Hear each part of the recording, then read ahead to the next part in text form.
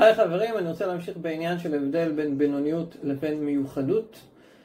יש שתי תנאים שמאוד מאוד הכרחיים לשבור את הבינוניות ולעבור לשלב הרבה יותר גבוה. שלב אחד זה ידע. בסדר? לדעת בכלל מה צריך לעשות, לדייק אותו טוב, ללמוד את הדברים. כל דבר, עוד דבר, אני לא יכול לתת דוגמאות, כי זה תלוי אם זה ידע בין איש לאשתו, ידע בעסק, ידע בעבודת השם, ידע בין הילדים. מה לעשות? איך מדברים? מה עושים? מה חושבים? מה אני אמור להרגיש עם עצמי? זה קודם כל ידע. ודבר שני, זה הטמעה לבפנים. להכניס את זה לבפנים. ידע זה לא מספיק. אנחנו יודעים המון דברים, חברים. המון דברים. אם היינו מיישמים 10% ממה שאנחנו יודעים, היינו על פסגת העולם. אנחנו כמעט לא מיישמים כלום. כי אנחנו יודעים חומרים, אבל לא מספיק מטמיעים.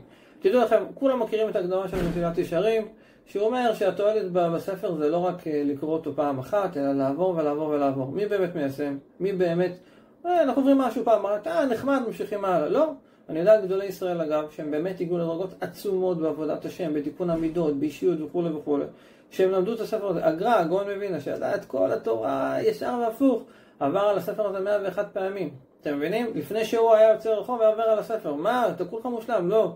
עוד דיוק, עוד חיזוק, עוד הטמעה.